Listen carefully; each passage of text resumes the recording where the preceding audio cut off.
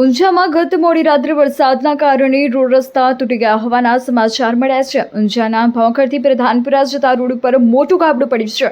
પાણીની લાઇનના કામ બાબતે રોડ તોડવામાં આવ્યો હતો. તે જ જગ્યાએ મોટું ગાબડું પડતા પ્રધાનપુરાના સ્થાનિક લોકોને આવવા જવા માટે ખૂબ જ મુશ્કેલી સર્જાઈ. તંત્રને જાણ કરી હોવા છતાં કોઈ પણ પગલાં લેવામાં આવ્યા નથી. કોઈ વ્યક્તિ બીમાર થઈ જાય તો વાહન કે એમ્બ્યુલન્સ જાય તેવો કોઈ માર્ગ નથી. તંત્રની બેદરકારી અને પાણીની લાઈન નાખી તે કોન્ટ્રાક્ટરની બેદરકારીના કારણે સ્થાનિક લોકો આવી સમસ્યાનો ભોગ બન્યા છે. સ્થાનિક લોકોએ કહ્યું કે તાત્કાલિક રોડનું ગાબડું પૂરવામાં આવે અને રોડ ચાલુ કરવામાં આવે તેવી માંગ ઉઠી છે. રિપોર્ટર સુનિલસિંહ પરમાર. તમારું નામ જણાવો.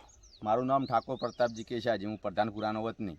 શું કહેશો આ જે રોડ તૂટી ગયો તો શું કારણથી તૂટી ગયો છે અને શું કહેશો? સાહેબ, આ લાઈન નાખી નર્મદા કેનાલની એ નાખી છે, પણ સાહેબ આ પૂરણ કર્યું. હવે પૂરણ સારું ખોટું કરીને પૂરણ કરીને જતા રહ્યા અને આ વરસાદ આવ્યો રાતે.